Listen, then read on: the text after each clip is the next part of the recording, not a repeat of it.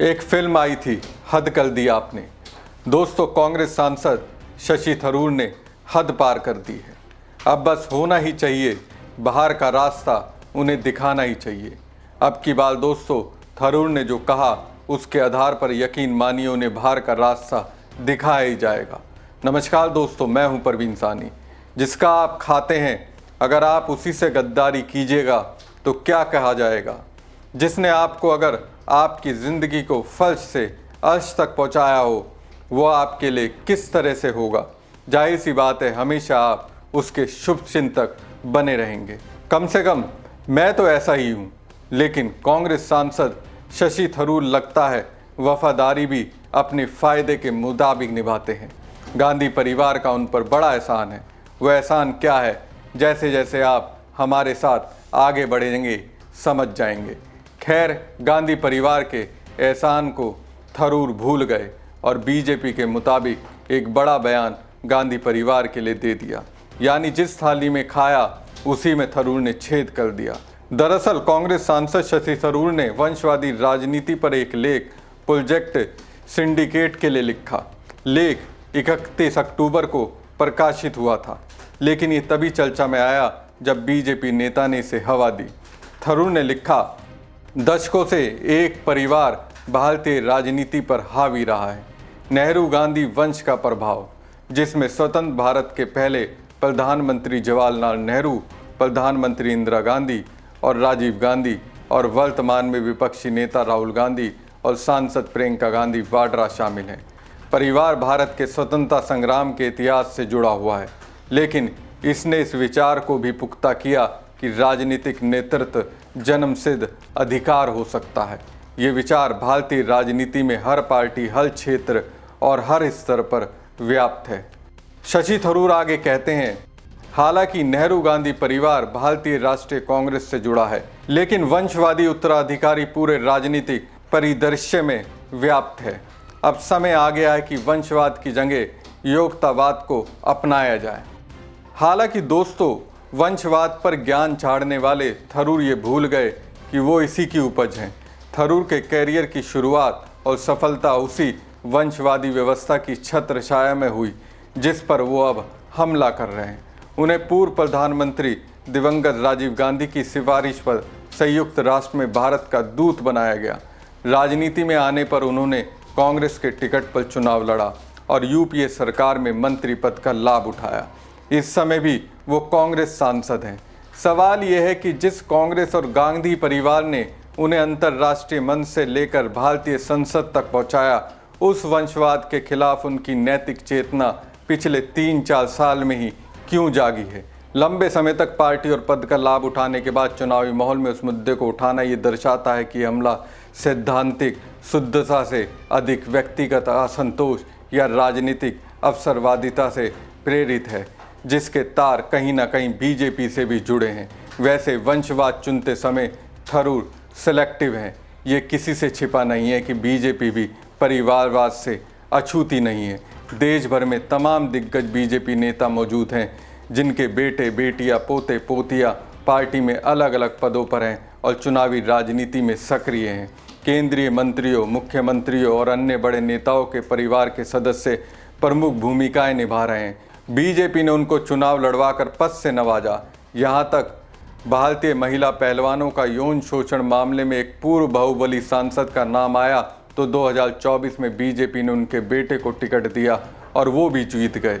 सुषमा स्वराज की बेटी बासरी स्वराज सांसद बन चुकी हैं। बीजेपी के दिग्गज नेता दिवंगत साहिब सिंह वर्मा और दिवंगत मदन लाल खुराना के बेटे बीजेपी में अलग अलग पदों पर हैं। ऐसे एक दो नहीं, कई नाम हैं। महाराष्ट्र में भी ऐसे नेताओं की भरमार है। बिहार के डिप्टी सीएम सम्राट चौधरी किस सीढ़ी से आए हैं।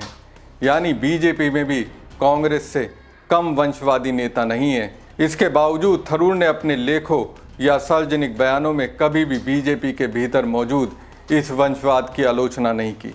वंशवाद को लोकतंत्र के लिए गंभीर खतरा मानने वाला एक बौद्धिक नेता केवल कांग्रेस और गांधी परिवार पर ही केंद्रित क्यों रहता है, ये अपने आप में बड़ा सवाल है। ऐसा लगता है दोस्तों, थरूर को मोदी शाह की ओर से एक टारगेट मिला है, जिसका मकसद कांग्रेस को कमज़ोर करना है।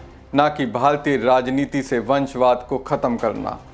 अब जबकि थरूर अटैक करते हैं तो बीजेपी को बैठे बिठाए कांग्रेस के खिलाफ एक बड़ा हथियार मिल जाता है, जिसे वो तुरंत नैपकिड जैसे शब्दों का इस्तेमाल करके भुनाती है।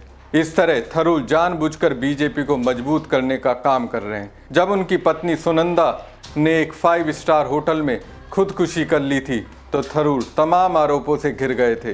बीजेपी ने उन पर हत्या कराने जैसे गंभीर आरोप लगाए थे। पीएम मोदी ने चुनाव प्रचार के दौरान उनकी पत्नी के लिए 50 करोड़ की गर्लफ्रेंड जैसा जुमला बोला था, लेकिन थरूर को ये सब याद नहीं है। अलबत्ता उस दौर में कांग्रेस उनके साथ थी। सुनंदा की खुदकुशी का मामला लगभग खत्म हो चुका है। हैरानी की बात है कि वंशवाद पर बार बार हमला करने के बावजूद थरूर कांग्रेस छोड़ने को तैयार नहीं है। थरूर को मालूम है कांग्रेस से बाहर गए तो फिर उनकी वो इज्जत नहीं होगी, वो अपने सियासी अस्तित्व को खो देंगे। बीजेपी में जाने से उन्हें अपनी वैचारिक जमीन छोड़नी पड़ेगी और वो वहाँ वंशवाद विरोधी की बजाय एक सामान्य नेता बन जाएंगे। सब कुछ जानते हुए भी थरूर ऐसा क्यों कर रहे हैं? और अब जबकि शशि थरूर राजनीतिक सीमाओं का खुलेआम उल्लंघन कर रहे हैं, क्या उन पर एक्शन लिया जाएगा? हमारी खबर आपको कैसी लगी कमेंट बॉक्स में कमेंट करके जरूर बताएं। साथ ही पेज को ज़्यादा से ज़्यादा लाइक और शेयर कीजिएगा। धन्यवाद। शशि थरूर जी ने कहा होगा तो कांग्रेस के नेता है, उनका अनुभव होगा। कांग्रेस के परिवार का तो वो जो कह रहे हैं वो बात सत्य है कि एक परिवार से निकल के वो दल कभी बाहर ही नहीं आया, और उनकी बात में सत्यता है, क्योंकि अगर कोई दल में विचारवान लोगों का समावेश नहीं होगा, हर तरफ, हर मंच, हर क्षेत्र के लोग नहीं होंगे, तब तक वो उस दल की विचारधारा मजबूत नहीं होगी। और इसीलिए आज भारतीय जनता पार्टी सभी दूर है, वो कांग्रेस सिमटती जा रही है, क्योंकि ना उनका विचार है, ना उनका सोच है, सिर्फ एक परिवार और एक ही तरह की विचारधारा को लेकर वो चल रहा है। महागठबंधन जीत रहा है, स्वीप कर रहा है, मगर एक बात मैं आपसे कहना चाहता हूं, हमने महाराष्ट्र में देखा, कर्नाटक में देखा, हरियाणा में देखा, मध्य प्रदेश में देखा कि बीजेपी ने और आरएसएस ने मिलकर चुनाव चोरी किए हैं।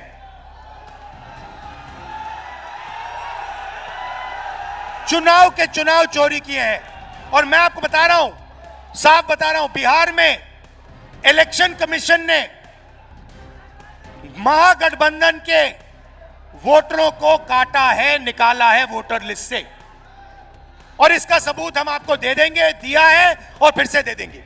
तो आपकी जिम्मेदारी है कि जब ये वोट चोरी करने की कोशिश करेंगे, जो बिहार में करेंगे, आप उनके सामने पोलिंग बूथ पे खड़े दिखाई देंगे और कहोगे भैया हम चोरी नहीं करने देंगे, वोट चोरी बिहार में नहीं होगी। क्योंकि वोट चोरी संविधान को रद्द करने का तरीका है।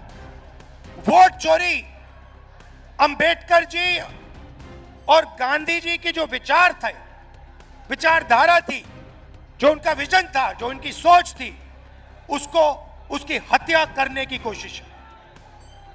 तो यह बात आप याद रखिए, वोट चोरी नहीं होने देनी है, पोलिंग बूथ पे अच्छी तरह खड़ा होना है और दम लगाकर वोट चोरी रोकनी है।